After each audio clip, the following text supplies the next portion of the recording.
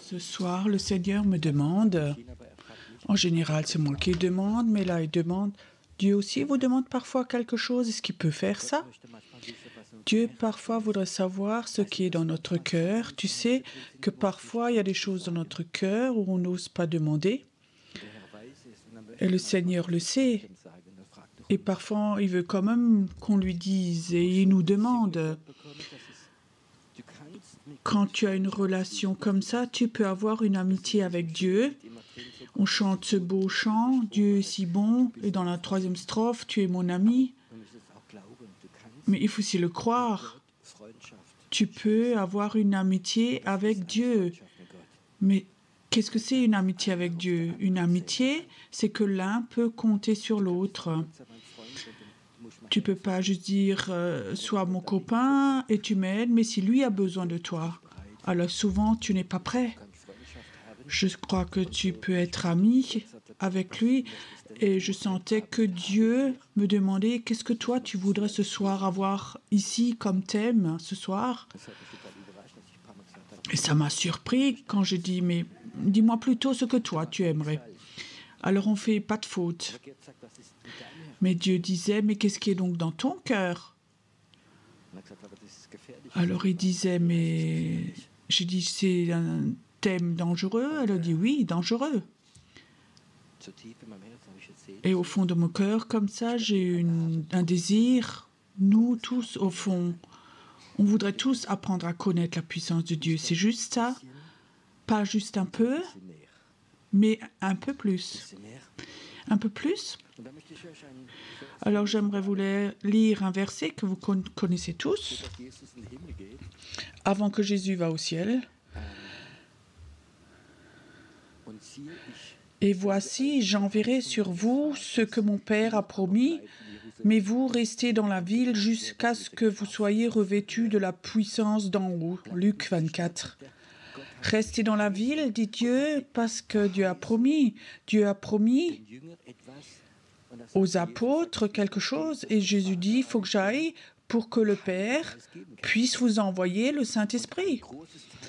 Et une grande partie du Saint-Esprit, c'est la puissance. Il les conduisit vers la Béthanie, allant lever les mains, il les bénit. Pendant qu'il les bénissait, il se sépara d'eux et fut enlevé au ciel.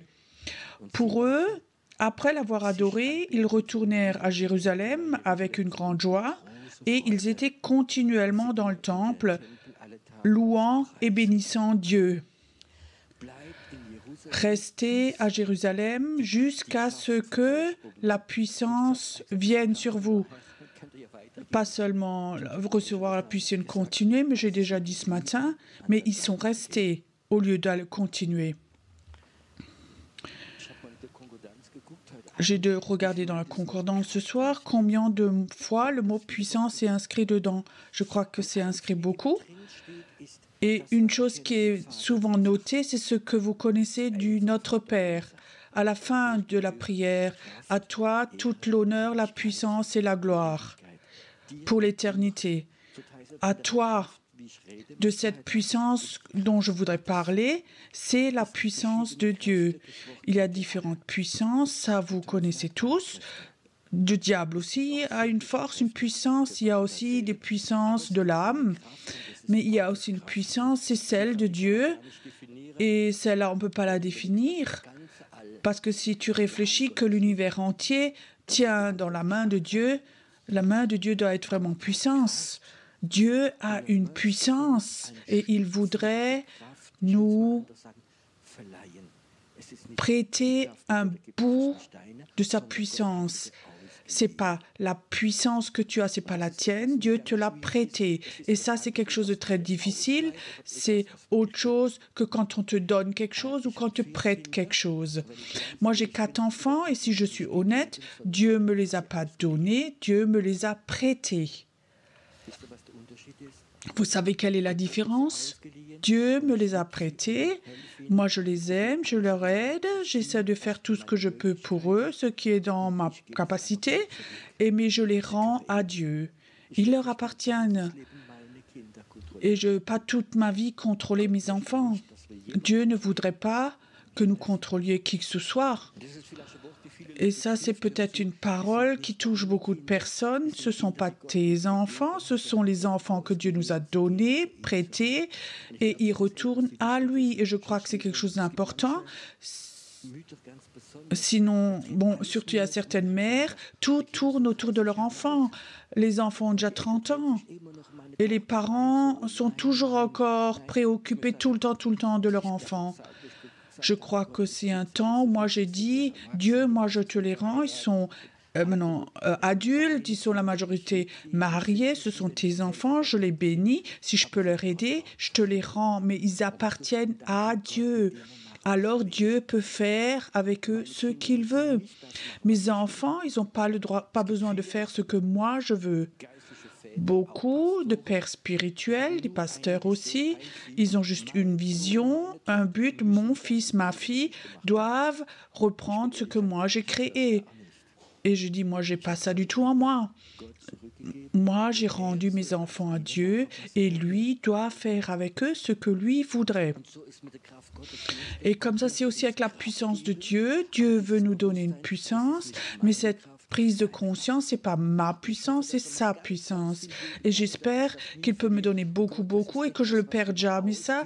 Dieu, c'est quelque chose que tu m'as prêté, et à tout moment, tu peux le reprendre. C'est ta puissance. Et toi, tu reçois toute gloire pour cela. Il y a dans la Bible, il y a un don de l'esprit, on n'a jamais tout à fait compris, c'est le don de l'action de grâce. Qu'est-ce que c'est que cette puissance d'action de grâce? C'était il y a 50 ans à peu près. Dieu les a rendus très forts pour ceux qui étaient chrétiens, où les hommes et les femmes ont prié. Sous la puissance, ils sont tombés, ils sont reposés dans l'esprit. Et ceux qui ont vécu cela, justement, et tu te reposais dans l'esprit, c'était beau, où tu apprenais ce lâcher-prise. Et souvent, Dieu parlait aussi au moment où les gens se reposaient dans l'esprit. Mais après, j'ai vu des choses, et beaucoup de leaders spirituels aussi, et Dieu a vu aussi qu'on a malmené ce don. Moi, j'ai vécu où des prédicateurs disaient « Waouh, chez moi, il y en a 50 qui sont tombés, chez l'autre, moi, que 20. Ça, c'est pas très bon. Chez moi, ils tombent, chez toi, pas. » D'autres disaient « Oui, chez moi, ils tombent pas, on est biblique, et ça, c'est pas biblique. Il faut pas qu'ils tombent vers l'arrière, il faut qu'ils tombent vers l'avant. » Qu'est-ce qu'il y a eu comme discussion au sujet de ce tomber? Et tu sais pas si les serviteurs ou ceux qui prêchent, mais les gens se sentaient très spirituels quand ils se laissaient tomber. Je connaissais un prêtre catholique, pasteur Itzal, c'était un prêtre catholique charismatique, il avait vraiment le don. Lui, il priait avec les sœurs et il tombait par rangées, mais il disait... C'était pas un théâtre charismatique, il disait. Quand moi je prie, personne n'a le droit de les attraper. S'ils tombent dans l'esprit, ils se font pas mal. C'est juste, hein? Et nous, on a fait un théâtre charismatique. Oui, je sais encore, j'ai prié pour beaucoup de gens, ils étaient là jusqu'à ce que je prie, alors ils se sont retournés. Non, celui-là, il n'est pas assez fort pour me porter. Cherche-moi quelqu'un d'autre. Alors, ils ont regardé s'il y avait quelqu'un. Tu comprends? Et alors, ça a continué. Qui avait le plus de force, plus de puissance? On regardait sur cette puissance prêtée. Et en moi, il y avait quelque chose qui disait, Seigneur, on fait beaucoup de dégâts, reprends cette puissance. Et Dieu a sans doute, à 95%, il a repris cette puissance parce que c'était quelque chose, nous avons malmené cette puissance. On a fait un théâtre charismatique avec ça et je crois que c'est quelque chose que Dieu ne voudrait pas. Et j'ai vu aussi, quand je prie pour des gens, les gens voudraient bien se laisser tomber. Oh, je ne prie pas sur la tête, mais je les prie dans la nuque. Je tiens la nuque. Tu comprends ça? Pas peur. Si vraiment tu tombais, c'est OK. Mais tu n'as pas besoin maintenant de te jeter par terre. Tu n'as pas besoin de faire ça maintenant. Tu n'as pas besoin de montrer que tu es super spirituel. Tu n'as pas non plus besoin de montrer que j'ai la puissance. La puissance, c'est quelque chose de saint. Et je crois que c'est ce que Dieu... Comment je peux dire ça? Quand il distribue donc ce don, qu'il fait attention. Dieu n'a pas de problème de te bénir, mais Dieu peut tellement bénir que c'est pas bon non plus. Vous connaissez la Bible, le peuple de Dieu qui sortait d'Égypte. Donc leur maître leur donnait l'argent et l'or aux esclaves. Qui jette donc un esclave et lui donne de l'argent? Dieu les a bénis avec cet or. Et qu'est-ce qu'ils en ont fait? Un veau d'or. Et ça peut être très vite, rapide, que Dieu donne des dons et que ça devient un agneau en or, un veau d'or. Et je crois que Dieu fait attention qu'il ne donne pas trop parce que ça peut être un don très dangereux. Imagine, tu as un fils, il a 14 ans, tu es riche et tu veux le gâter, tu l'aimes. C'est peut-être ton seul fils. Maintenant, ton fils vient chez toi, à 14 ans, il dit « Papa, mon souhait, j'aimerais avoir une moto de 200 chevaux. » Je dis « Ok, normalement, il ne faut pas donner, mais je t'aime tellement, mais je t'en achète un. Tu as bientôt plus de fils. » Aucun père ne ferait ça, d'acheter cette moto. Et je dis « Ok, si tu veux une moto, on commence avec une petite mobilette. » Et parle maintenant ou avec un vélo électrique ou une petite moto avec 10 chevaux. Pour que, si tu as 14 ans, une machine à 200 chevaux qui va de 0 à 100, alors tu es presque sûr que ton fils n'est plus longtemps ici et il ne va pas donner la moto. Et c'est comme ça avec nous. Comment est-ce que nous... Qu'est-ce qu'on fait, comment on agit avec cette puissance qui nous donne? Est-ce que ça nous donne de la gloire, de la reconnaissance? Vous vous êtes déjà posé la question. Si maintenant cette puissance que tu as déjà, tu la multiplierais par 10, qu'est-ce qui changerait dans ta vie?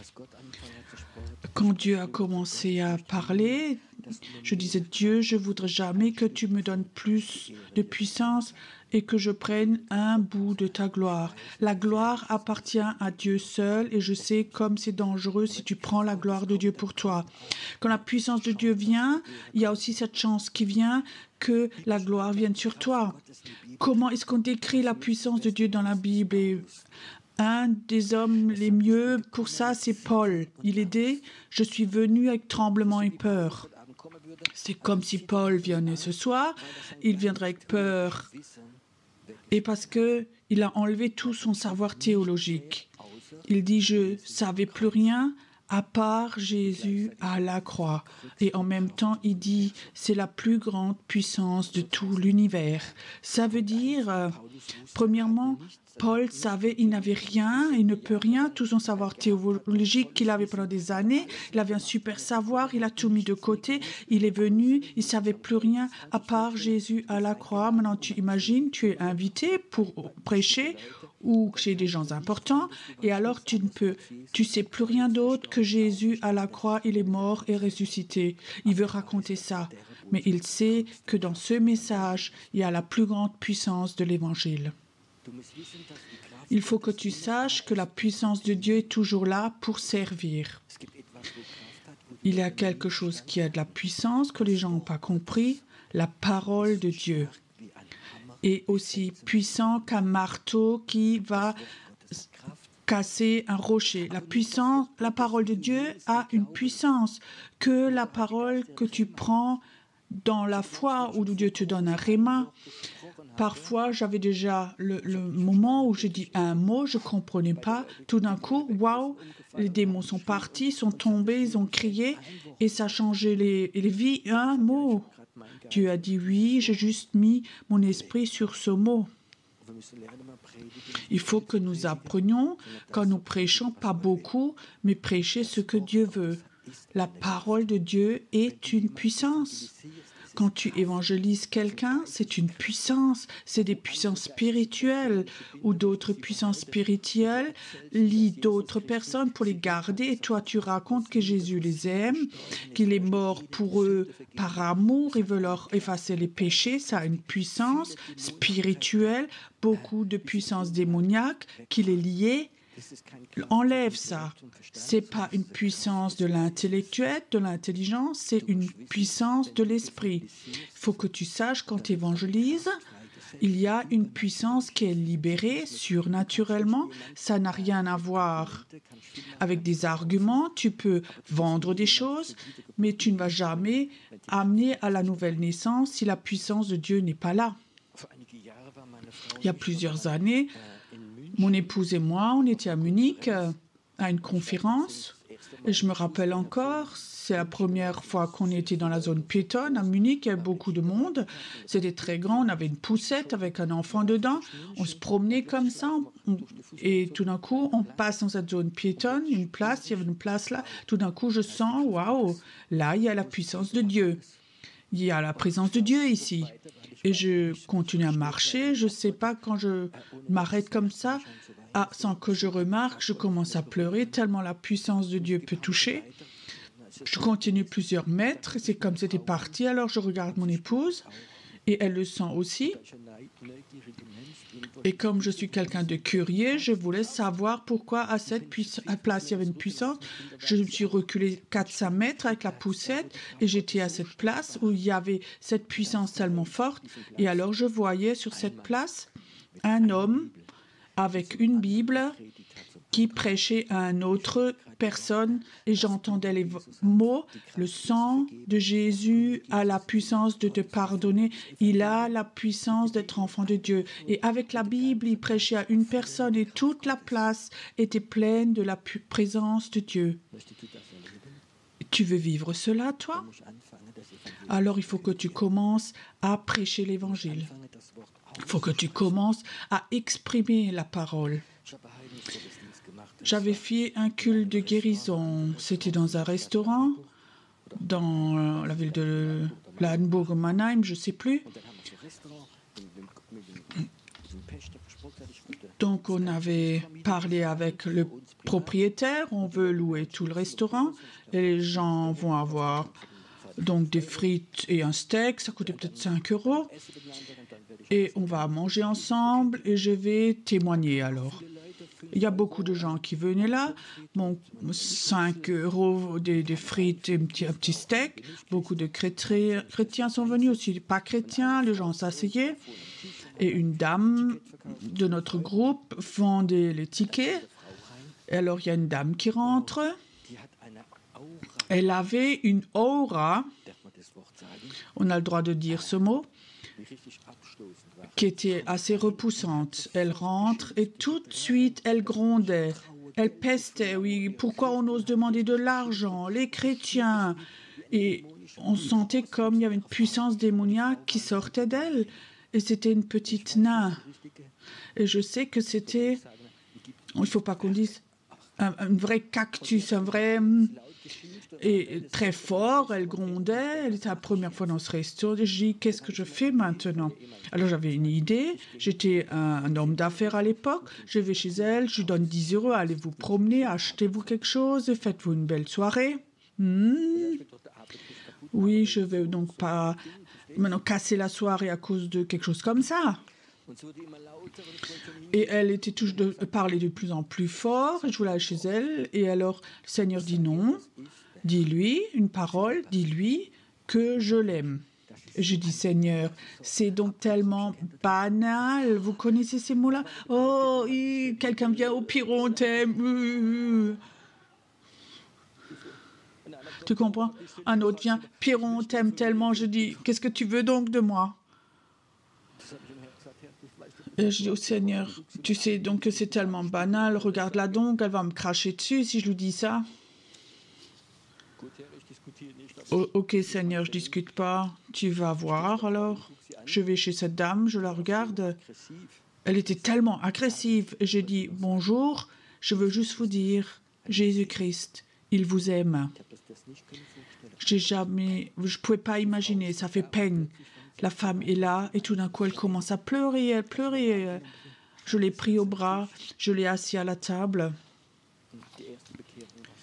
C'était la première conversion, c'était elle. Elle est venue devant. Elle était très malade, Dieu l'avait guérie, elle a eu la nouvelle naissance, baptême du Saint-Esprit, et après elle s'est laissée baptiser, et elle a ramené des personnes au Seigneur. Après, elle m'a raconté son histoire. En tant que nain, elle est née, sa maman était une prostituée. À 6 mois, sa maman est partie à Berlin avec un souteneur et l'a laissée tout seule. Elle serait presque morte si la voisine n'était pas venue et l'avait emmenée à l'orphelinat, elle serait morte. Elle est arrivée à l'orphelinat, à 14 ans, elle s'est échappée.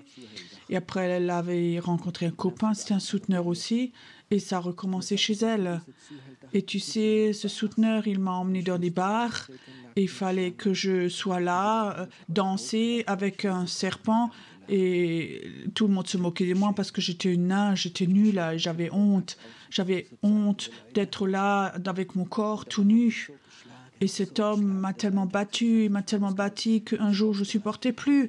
Je suis partie en courant dans la rue sous un camion, mais malheureusement, il ne m'a pas attrapé le camion. Et alors elle me raconte, tu sais, ça c'était ma vie. Et ça, c'est la raison pourquoi c'était un cactus, cette dame. Et cette seule parole, Jésus-Christ t'aime, c'était comme une puissance qui a enlevé toute puissance démoniaque d'elle. La parole de Dieu a une puissance. Je peux te raconter beaucoup de la puissance de Dieu. Peut-être que je te donne d'autres exemples. J'étais pas seulement pasteur, mais aussi pasteur de jeunes. J'avais un grand groupe de jeunes. Il y avait aussi beaucoup qui étaient aussi un peu des gens pas du milieu. Et je crois que c'était des jeunes de Ludwigshafen, je crois que c'était Steffi.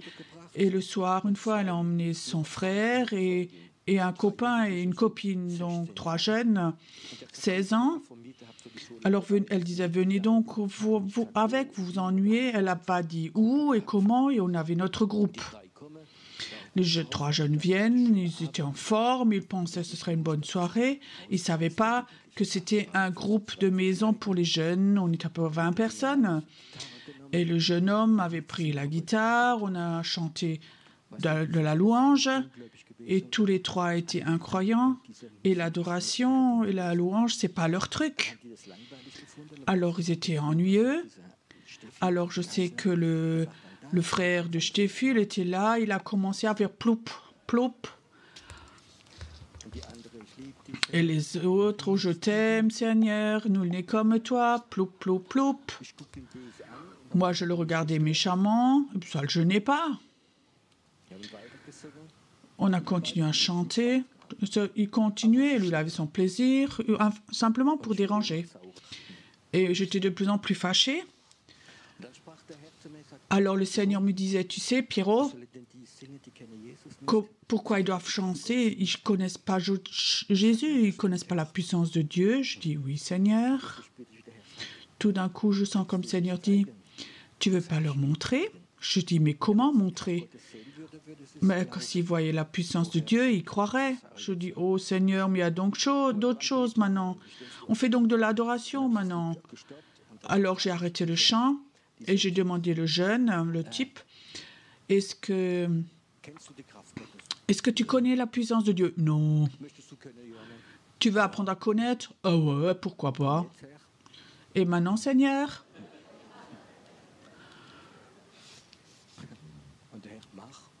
Et le Seigneur m'a fait.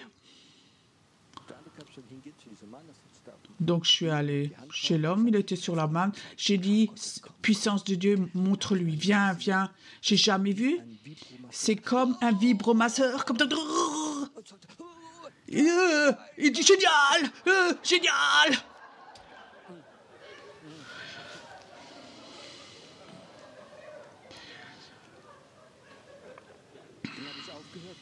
Alors j'ai arrêté. Alors Didier, cool, cool, cool. Alors le Seigneur dit, maintenant jeune, prends ta main et mets-la sur la copine à côté et transmets ça. Ah oui, ah oui, ah oui. Ils n'ont pas de problème avec des doutes. Il met sa main à côté et la fille dit, ouais, c'est génial, c'est génial. Alors tu montes à l'autre côté avec ton copain. Fais pareil, la puissance de Dieu venue sur tous les trois. La puissance de Dieu est sur tous les trois. Et tout d'un coup, on les a demandé, demande-les maintenant du Seigneur. Est-ce qu'ils veulent connaître Jésus? Oui, oui, oui, oui, oui. La puissance. J'étais à Zinsheim, peut-être vous vous rappelez. Une femme s'est convertie. Elle vivait avec un homme. C'était une nouvelle naissance. Elle rentre chez elle et elle dit à son copain, ils n'étaient pas mariés, écoute, je me suis convertie, on n'est pas mariés, je ne vais plus avoir de sexe avec toi. L'homme a dit, je crois que tu es un peu folle. Il a dit, ouais, ok, on va en parler l'autre jour, mais elle a dit, non, non, va-t'en. Et il est devenu méchant, méchant. Certains hommes peuvent peut-être dans ce domaine être un peu bizarres dans ce domaine. Et cet homme était très agressif. Alors, il dit, je vais aller avec. Et avec ton pasteur, je vais faire de la viande hachée. Je vais parler avec lui. Alors, elle m'appelle, elle me le dit. Oui, beaucoup d'hommes m'ont déjà dit ça et tout. Et effectivement, elle l'a pris, elle l'a emmené. Tu sais, il s'est assis dans la première rangée. Là. Il est là, assis première rangée, bras croisés. C'était déjà un gros paquet comme ça. J'avais pas le temps de dire quelque chose au service d'autre. Je crois que s'il était venu devant, j'aurais été mort. Il était là. Maintenant, il faut prêcher. Tu as quelqu'un devant toi. Tu sais, à la fin de la prédication, il va venir vers toi. Tu sais, en tant que pasteur ou prédicateur, tu es toujours mal placé. Si on a un qui vient chez toi, si tu lui tapes dessus, tu es un mauvais pasteur. Et j'ai pas non plus envie de me laisser taper dessus. Peu importe ce que tu fais, c'est toujours faux.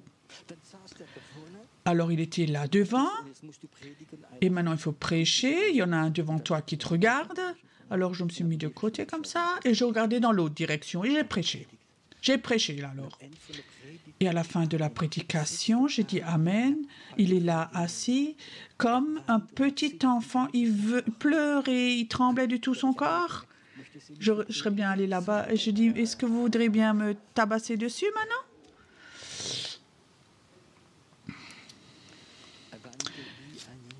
Il pleurait comme un petit enfant. La puissance de Dieu est venue sur lui et l'a touché. Pas une puissance humaine. Pas un service d'ordre qui l'a emmené dehors. La puissance de Dieu est venue sur lui. Et tu sais, cet homme, ce soir, il s'est converti, on a prié ensemble.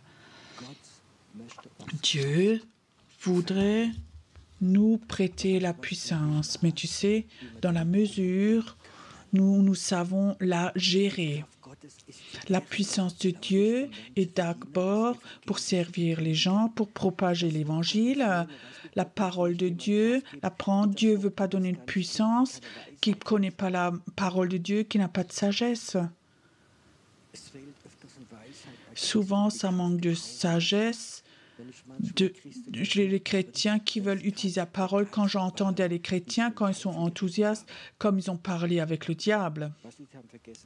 Tu sais, ils ont oublié que le diable est aussi une créature de Dieu. Dieu l'a créé. Dieu lui a donné l'autorité. Et dans Jacques, il est écrit, nous n'avons pas le droit de maudire le diable. Et quand je voyais des chrétiens, comme ils ont dit les pires mots au diable, je suis contente que rien n'est venu contre eux. Et ils ne pouvaient pas gérer cette puissance. ou si des gens proclament et je sens qu'il n'y a pas de puissance derrière, c'est des mots morts. Je crois une des choses les plus importantes, si tu veux apprendre à connaître la puissance de Dieu, c'est la sagesse. La sagesse et l'humilité. Et je crois que c'est tellement important comme Paul qui dit « J'ai tout le savoir que je savais, je l'ai méprisé ». La Bible dit « Dans la faiblesse, je suis fort ». Si tu mets ta puissance et celle de Dieu ensemble, ça va pas. Ça va pas du tout. La puissance de Dieu, la puissance du Saint-Esprit est là pour que nous servions les humains et que nous remplissions le plan de Dieu. La puissance de Dieu, il n'y a pas de limite. Quand Moïse était devant la mer Rouge et il a élevé son bâton, qu'est-ce qui s'est passé? La mer s'est séparée. C'est une puissance. Dieu a dit, élève ton bâton. Moïse a pris son bâton et parfois il a tapé 2 fois sur le rocher. Il a maudit la puissance de Dieu, il ne pouvait pas rentrer dans le pays. Maintenant, vous savez pourquoi Dieu nous donne pas beaucoup de puissance, parce qu'il voudrait que nous rentrions dans le pays promis.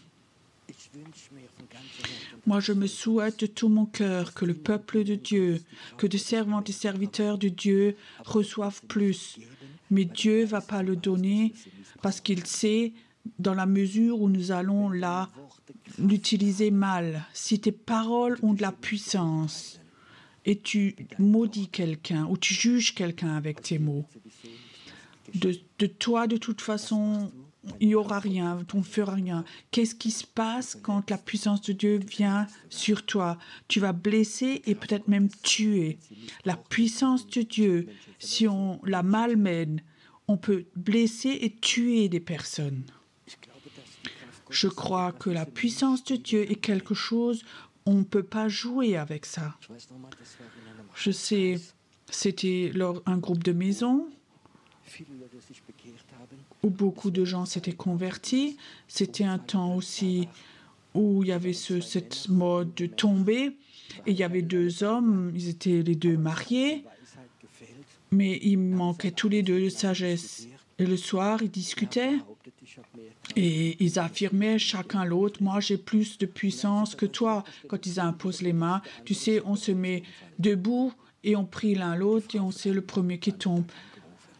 Une des épouses de l'un d'eux m'a téléphoné et ça me fait mal quand nous ne comprenons pas la puissance de Dieu, pourquoi elle est là.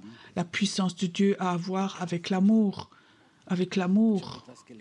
Et je crois, j'ai appris, la puissance de Dieu ne m'apprend pas, n'est pas à moi. Elle m'est prêtée pour l'utiliser dans certains moments où j'obéis au Saint-Esprit. Alors cette puissance de Dieu vient, mais elle est prêtée.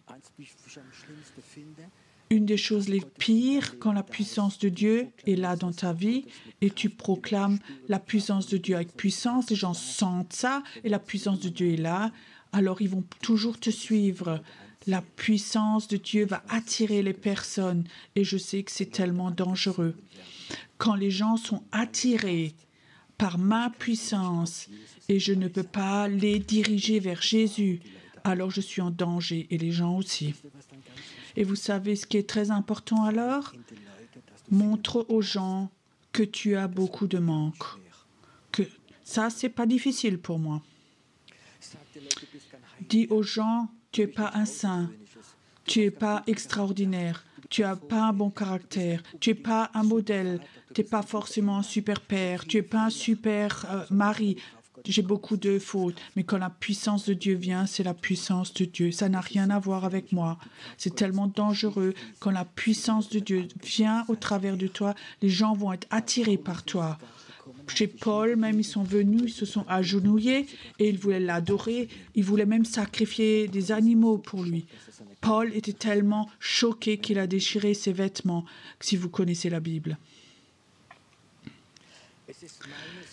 C'est mon désir, tout au fond de mon cœur, que Dieu déverse sa puissance, qu'on sert avec des signes et des miracles. La puissance de l'Évangile doit être là pour des signes, des puissances pour faire le surnaturel. Je sens tellement fort quand Moïse est allé chez le Pharaon et lui montre la puissance avec son bâton. Alors il a appelé ses sorciers et eux aussi avaient un bâton. Ils l'ont aussi jeté par terre et c'était aussi des serpents après. Mais le serpent de Moïse a bouffé les autres serpents. Ne joue pas avec la puissance de Dieu. Ne reçois pas des sentiments de valeur avec la puissance de Dieu. Les sentiments de valeur, tu les as parce que tu es enfant de Dieu, pas à cause de la puissance. C'est grave de croire que si tu as de la puissance, tu es un enfant de Dieu et tu méprises ceux qui n'ont pas encore la puissance. Dieu ne t'aime pas parce que tu as la puissance, mais parce que tu es un enfant de Dieu et il te donne la puissance pour servir et que tu lui donnes la gloire à lui seul. C'est la Pentecôte et le Saint-Esprit est venu et il a rempli les apôtres avec la puissance. Pour des signes et des miracles se sont réalisés. Pierre, celui qui était le super loser, qu'il a renié 3 fois, il voit là que quelqu'un est paralysé, j'ai pas d'argent et d'or, mais au nom de Jésus, lève-toi. Et il s'est levé. Et plein de gens sont venus à la foi parce qu'ils ont vu cela. Si tu commences à avoir une puissance, beaucoup qui regardent vont venir à la foi à cause de la puissance qui va couler au travers de toi. Et en même temps, tu es en danger. Ellen Jones, qui était un papa spirituel un peu de moi, me racontait, il était en Grèce et une femme lui disait, mon frère est dans le coma, ils attendent qu'il décède et c'est irrémédiable. Mais s'il peut tout de même aller là-bas prier, il est allé là-bas. Il a dit, cet homme donc était aux soins intensifs, il était dans le coma, dans plusieurs jours, ils vont arrêter les machines, ça ne sert à rien. Donc le cerveau est mort, il n'y a rien à faire. J'ai courtement prié. Il fallait que tout de suite j'aille dans le taxi, tout de suite à l'aéroport, je devais vite partir en fait. Il dit 8 jours après, quelqu'un lui envoie un journal, c'est écrit, il y a un miracle qui s'est fait à l'hôpital, quelqu'un qui était condamné à mort s'est levé, le cerveau est en bon état, il est nouveau complètement reparti en bonne santé. Et je dis, Seigneur, tu aurais donc pu me dire 2 jours avant pour que je puisse prêcher sur ça. Dieu a dit non, je ne voulais pas que tu reçoives un bout de gloire de moi. Et parfois, c'est frustrant où Dieu dit, je te protège en ce que les gens ne le racontent pas. Un homme est venu au culte il y a un certain temps. Et je ne sais plus comment on est venu dans la discussion. Il est venu de Offenburg. Elle me dit, ouais, tu te rappelles, il y a 5 ans, je suis une fois venu. Dieu est bon, j'avais une cirrhose du foie, les médecins disent on ne peut pas guérir, ça va devenir un cancer, je vais mourir. Et quelqu'un m'a dit, un collègue du boulot, mais va donc à Heidelberg, à la Taube. Là, il y a un homme, il va appeler ta maladie, t'impose les mains et après tu es guéri. Alors il dit, je suis allé à Heidelberg il y a 5 ans, je me suis assis et effectivement, il y a quelqu'un t'a appelé, t'a dit, t'as cirrhose du foie, j'ai imposé les mains, il est allé à l'hôpital complètement guéri. 5 ans plus tard, je le rencontre et il raconte, ou même 7 ans c'était. Alors je lui ai dit, mais t'as mis longtemps pour raconter ça. Et il dit, ouais, mais tu vis ça tous les jours, toi, de toute façon.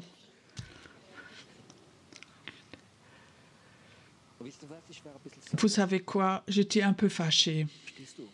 Tu sais, j'étais un peu fâchée et je disais, j'ai parlé avec Dieu, écoute, je trouve que c'est pas normal. Ça encouragerait donc les chrétiens si tout de suite on raconterait les choses, pas 7 ans après. Et Dieu me disait, tu sais, ça c'est ta protection. Tu verras peut-être entendre 5% des guérisons qui se passent. C'est pour ça que je fais ça, pour te protéger, parce que tu ne le supporterais pas. Nous ne le supporterions pas. Dieu fait beaucoup de choses cachées parce que tu ne supporterais pas. Il me dit encore, oui, Seigneur, tu as raison. C'est quand même pas marrant.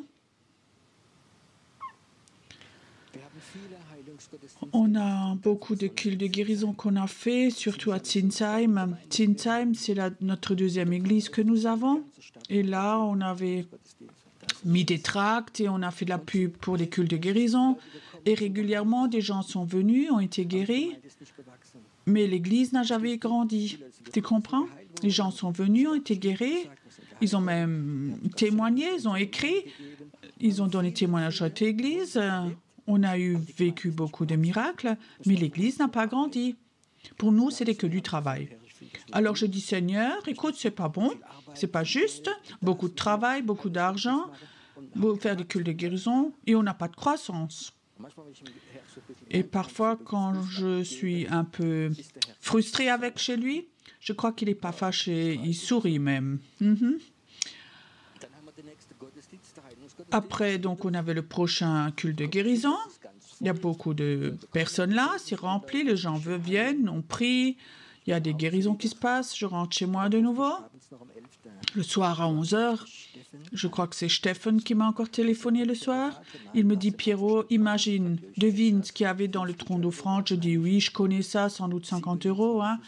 27 000 € en liquide dans le tronc d'offrande. Je dis, Seigneur, qu'est-ce que c'est ça? Ce que j'ai commandé, je le paye.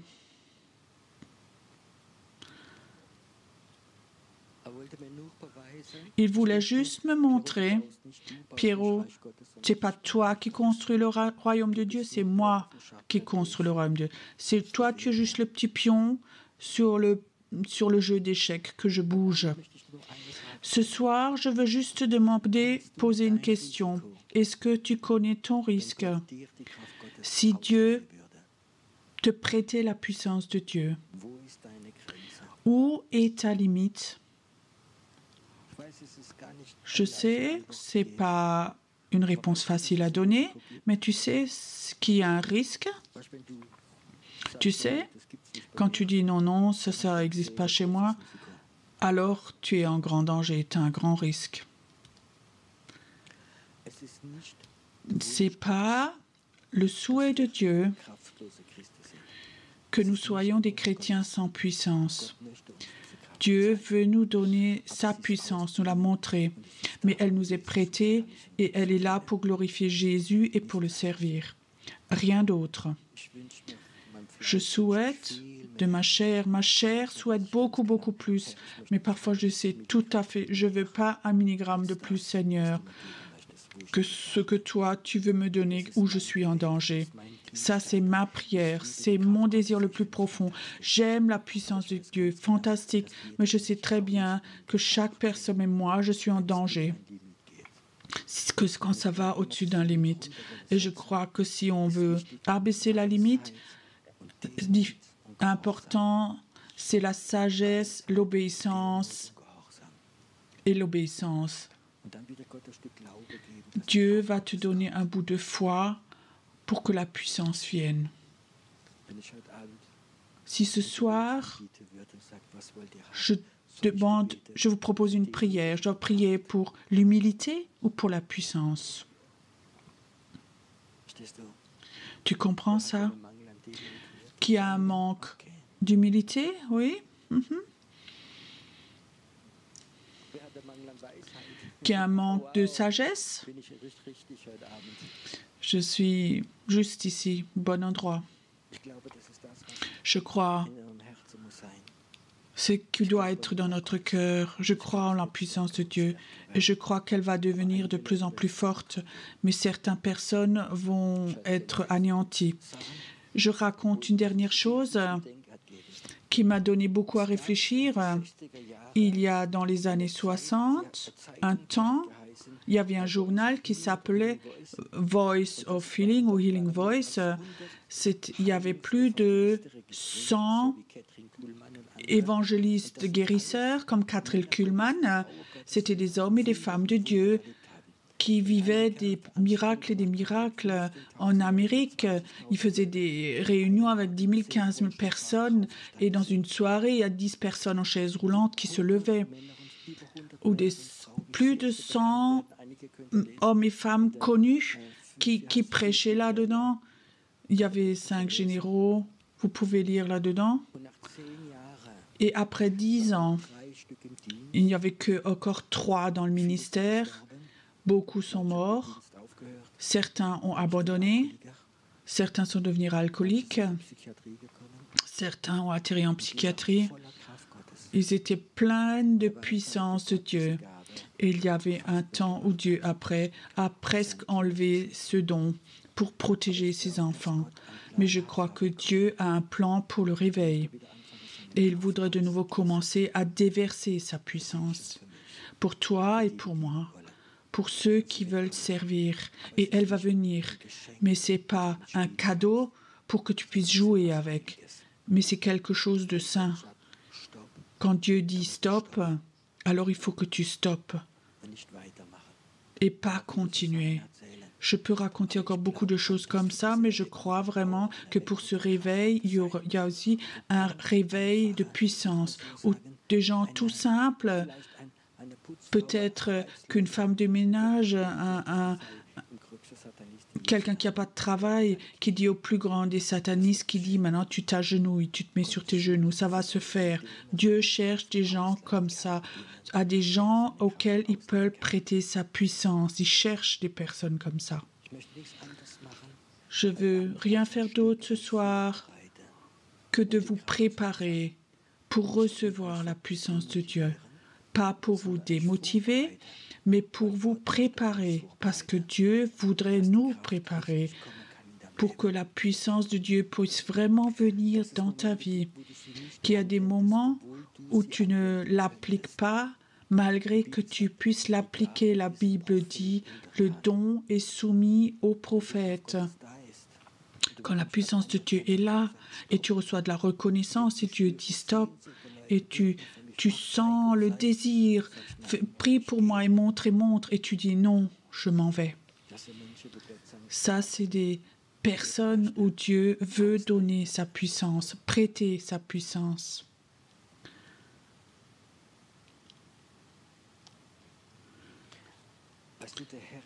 Tu sais, le Seigneur est là de différentes manières. Parfois, je sens que le Seigneur est là.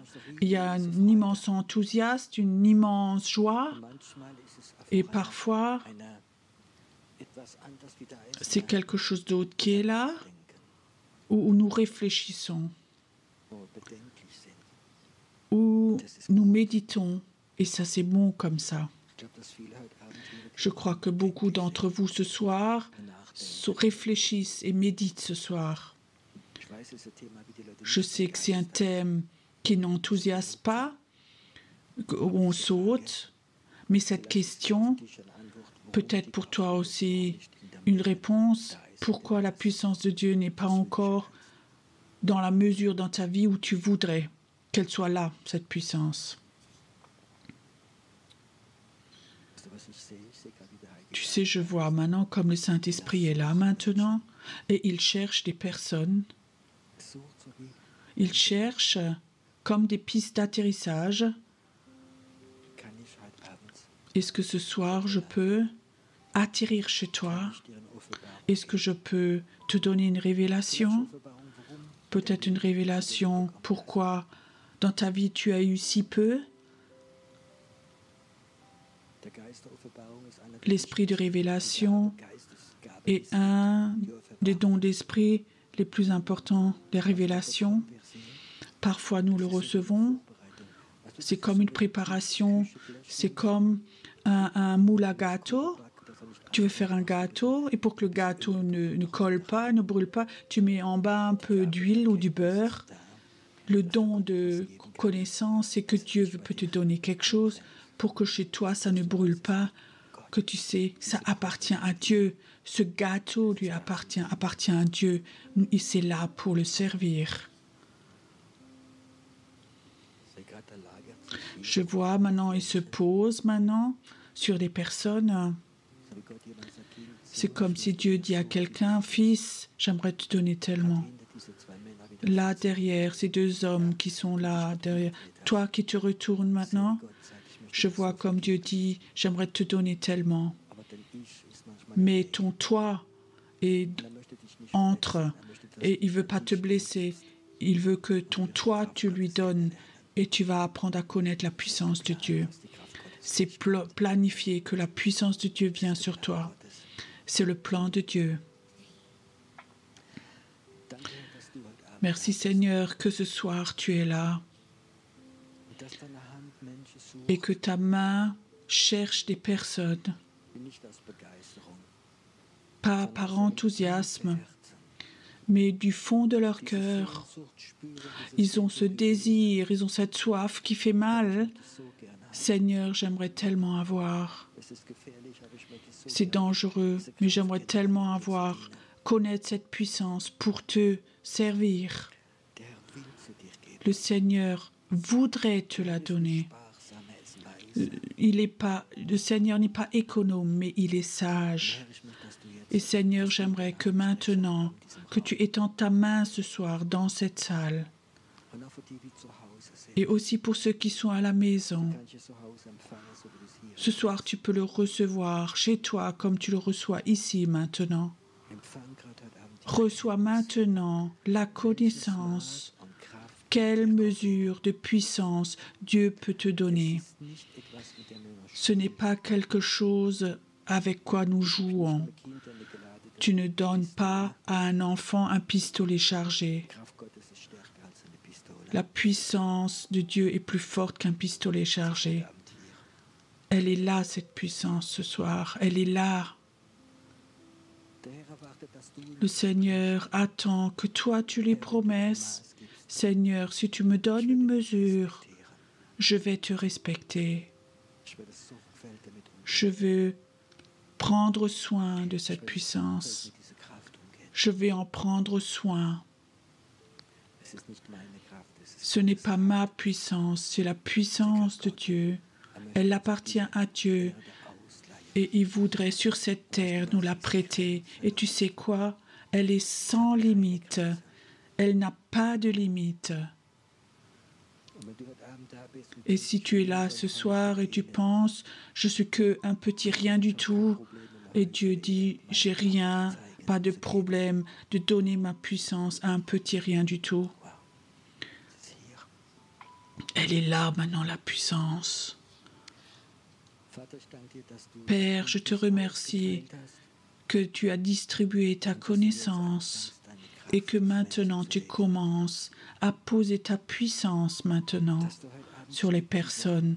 Que ce soir, comme un poids, la Shekinah de Dieu, qu'elle vienne sur toi ce soir, ce manteau de puissance, ce manteau du serviteur où il y a une puissance dedans. Dieu dit, j'aimerais te donner ce manteau.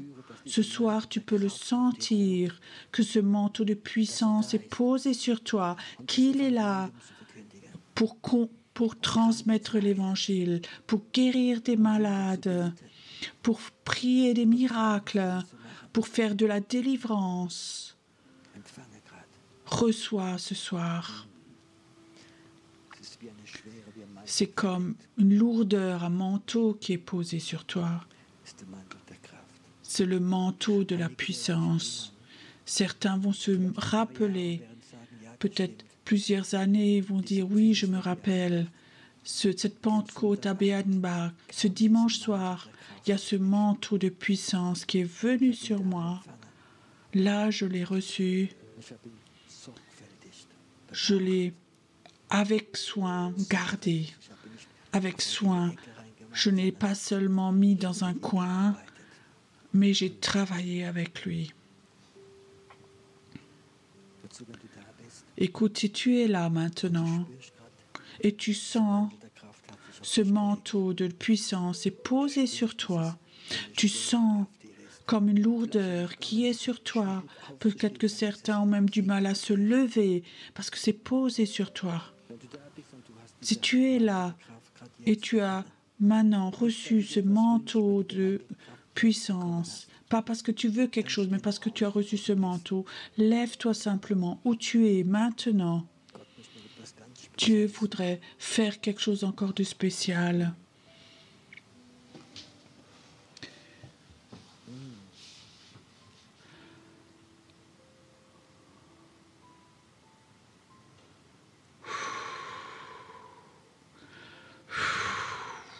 Ça vient maintenant. Ça vient sur certains encore. Il y a quelqu'un qui est là, tu n'as même plus la capacité de lever tes mains, tellement c'est posé sur toi maintenant cette puissance. Lève-toi, c'est le temps maintenant où mon appel va devenir plus puissant, où mon appel va être amplifié en toi, parce que ce manteau de puissance est sur toi. Merci Seigneur que ce soir, tu veux donner ce manteau de puissance aux personnes.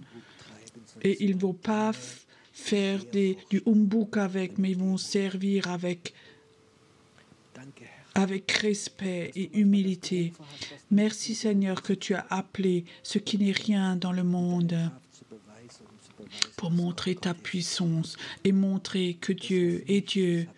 Ce qui n'est rien, moi je l'ai choisi pour humilier ce qui est quelque chose dans ce monde. Je pose ma puissance sur toi ce soir.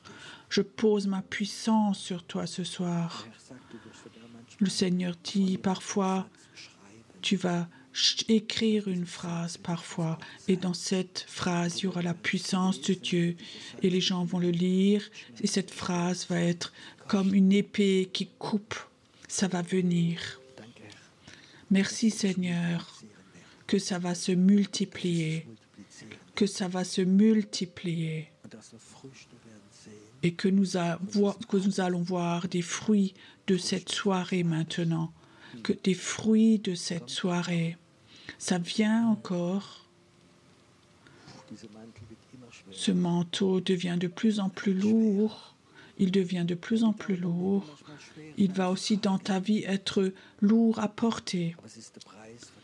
Mais c'est le prix pour cette onction de puissance. Ça vient, ça vient, ça vient. Il y a 2 personnes, vous pouvez presque plus être debout, tellement il y a de puissance sur toi. N'aie pas peur, ça vient sur toi maintenant, ça vient. Tu sais, tu auras des jours difficiles parce que l'ennemi va t'attaquer, il voit la puissance. Mais Dieu veut te dire ce soir, les anges vont te servir. Les anges vont te servir. Après chaque attaque, tu vas le vivre au nom de Jésus. Maintenant, merci Seigneur. Merci Seigneur que ce manteau va les noter dans le monde invisible. Vous allez être connus. Dans le monde invisible, les anges vont voir ton manteau et parfois dans la prière, ils vont t'aider à traverser. Aussi, quelqu'un reçoit un manteau d'intercession, une puissance pour l'intercession. Tu vas être un intercesseur très puissant. C'est un manteau très spécial qui vient sur toi ce soir. Il est là ce soir. Tu es un Dieu merveilleux. Tu es un Dieu merveilleux.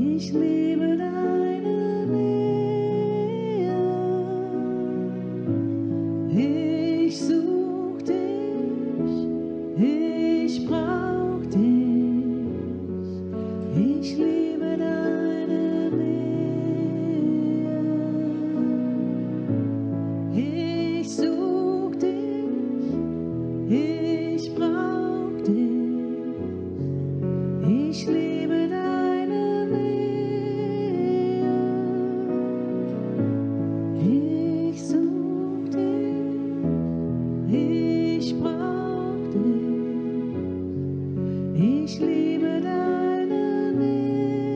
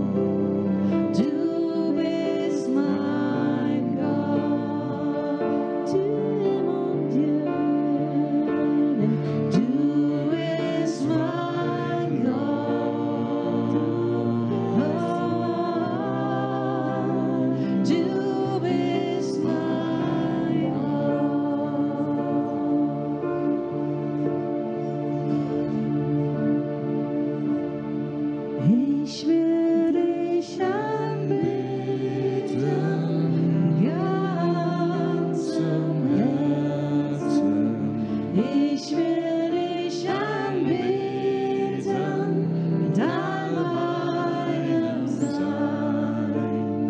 Ich will dich anbeten mit all meiner Stärke. Du bist mein Gott.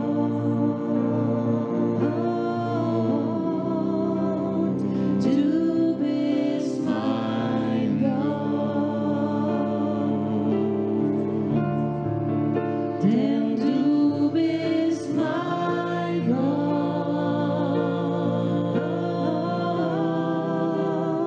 Du bist mein Gott. Denn du bist mein Gott.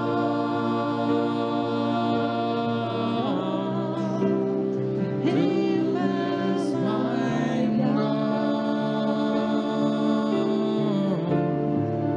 Denn du bist mein Gott.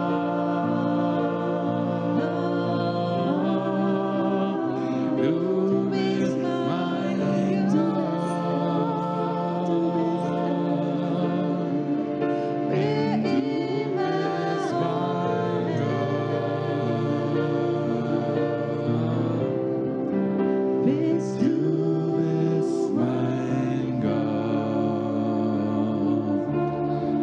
Mein Gott. Immer bist du. Bist du. Immer bist du. Für immer. Alle Zeit. Alle Zeit. Bist du. Bist du mein Gott, mein Vater, mein Gott, mein Vater. Mein Vater bist du. Mein Vater, mein Vater, bist du. Für immer bist es du. Mein Gott,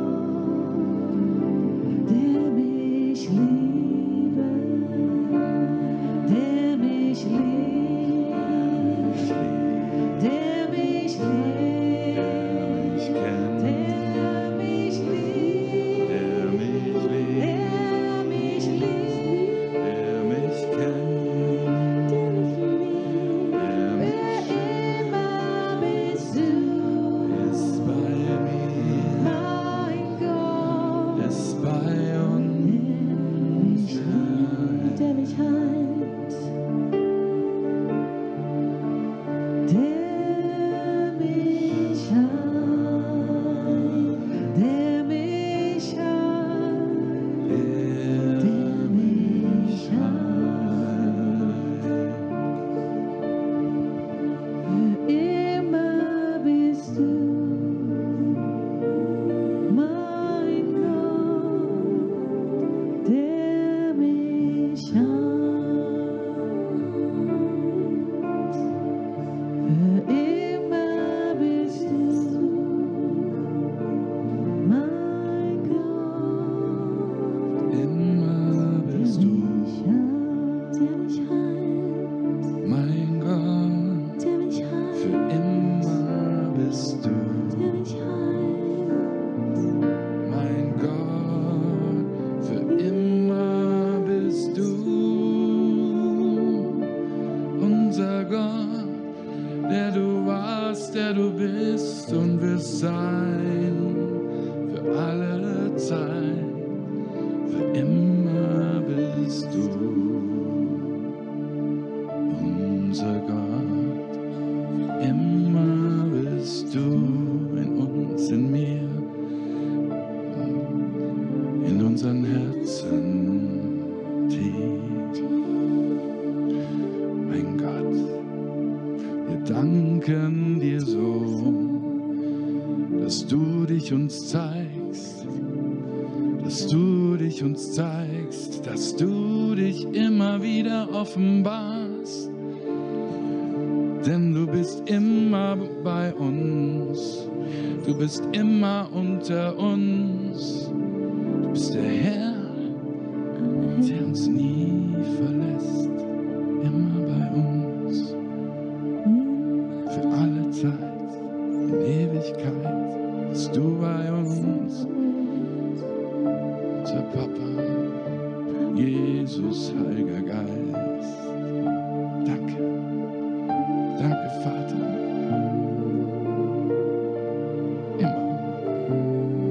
immer bist du da, immer.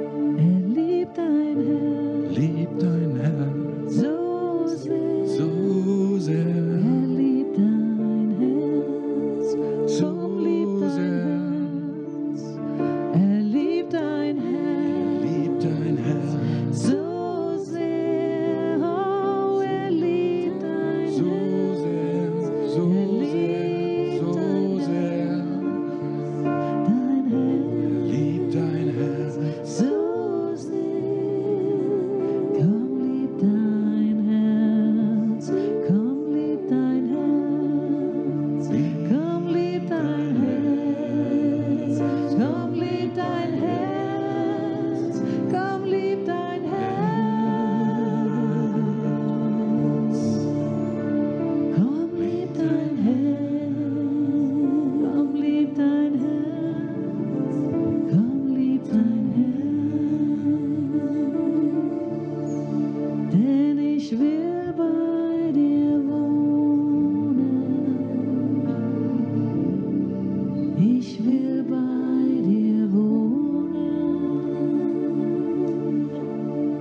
Ich will bei dir wohnen.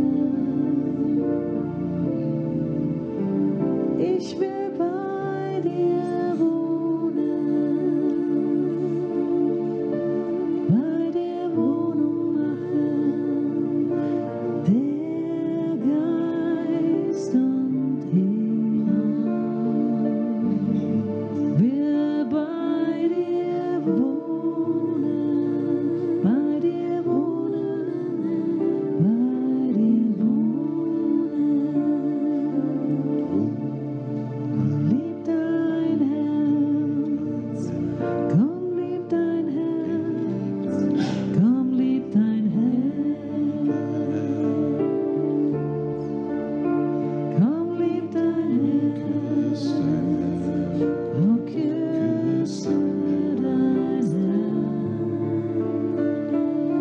Schenk ihm meinen Kuss, Küss dein Herz. küss dein Herz, Küss dein oh, Herz. küss dein Oh, Herz, küss dein Herz. öffne dein Herz und schenk ihm viel Platz, mach weit dein Herz auf.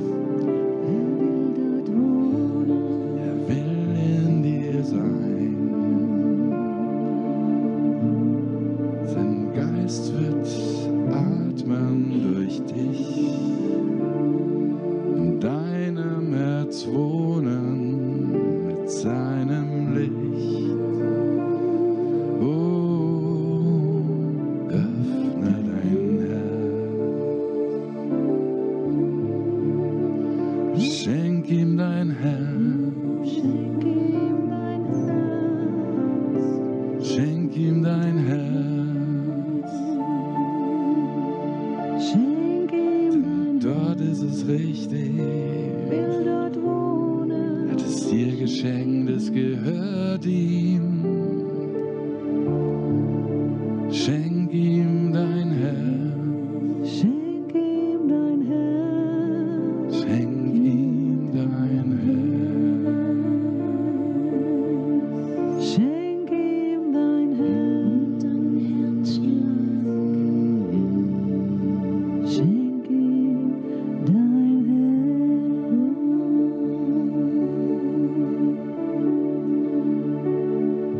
Oh, Gnade Gottes, die mich fand, die mir die Erlösung gab. Ich war verloren, doch er fand mich, gab Licht in meine Dunkelheit.